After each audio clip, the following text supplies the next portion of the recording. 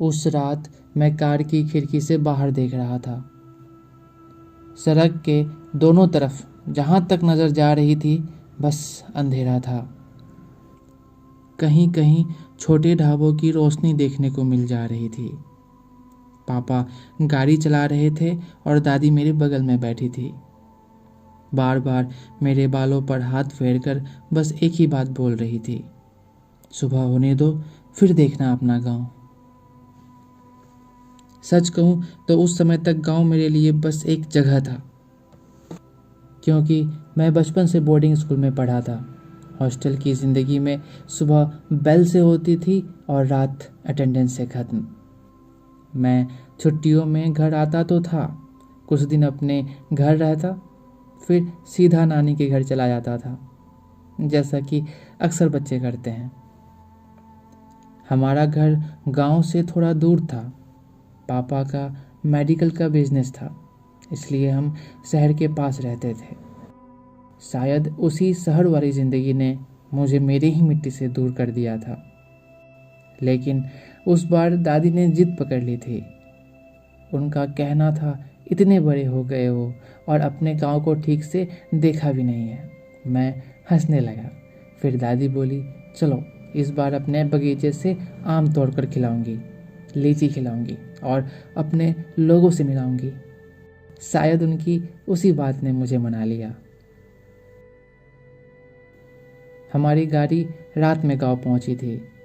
सब लोग सो चुके थे, बस कहीं कहीं कुत्तों के भौंकने की आवाज़ आ रही थी। मैं थका हुआ था, इसलिए आते ही सो गया।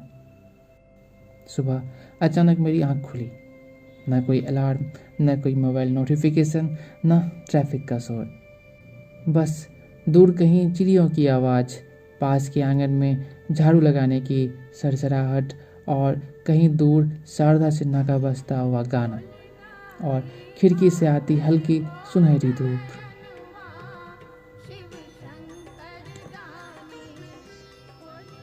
मैं धीरे धीरे बाहर निकला और सच बताऊं तो उस पल ऐसा लगा जैसे किसी फिल्म का सीन चल रहा हो।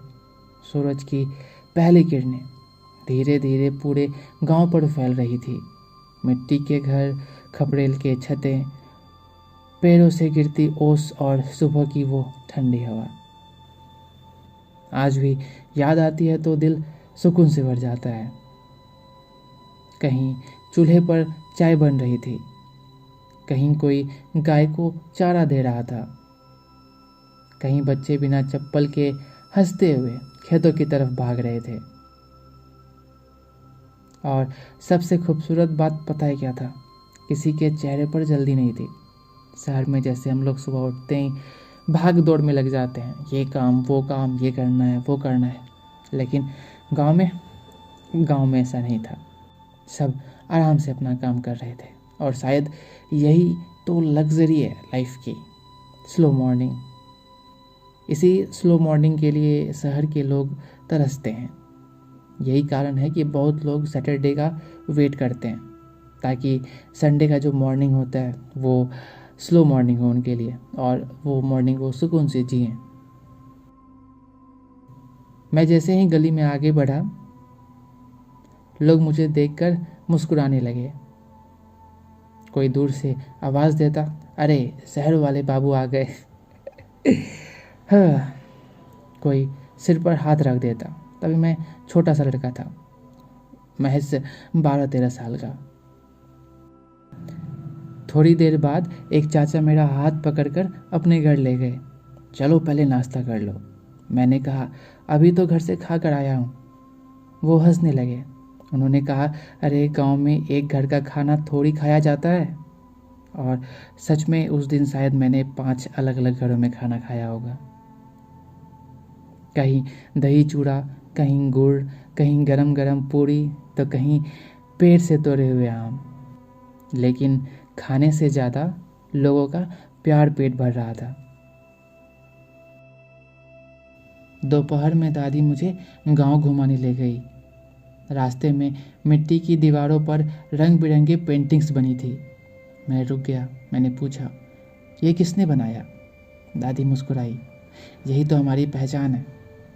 वो मिथिला पेंटिंग थी। आज दुनिया उसे आर्ट गैलरी में सजाती है, लेकिन उसकी शुरुआत बिहार के छोटे छोटे आंगनों में हुई थी। उन पेंटिंगों में सिर्फ रंग नहीं थे, वो हमारी संस्कृति थी, हमारे त्योहार थे, हमारी माँओं और दादियों का हुनर था। फिर रात होने पर मैं छत पर चला गया। मैं छत पर लेटा हुआ था। ऊपर पूरा आसमान तारों से भरा था। शहर में इतने तारे कभी नहीं दिखते, क्योंकि वहाँ आसमान से ज़्यादा रोशनी ज़मीन पर होती है। दादी पास में बैठी थी, धीरे से बोली, अब समझे क्यों बुलाया था तुम्हें यहाँ? मैं कुछ नहीं बोला, बस चुपचाप गाँव को देखता रहा। मैं आनंद आपसे फिर मिलूँगा इसी डायरी के अगले पन्ने पर। तब तक अपना और अपनों का बहुत ख्याल रखिएगा। वासुदेव कुटुंबकम।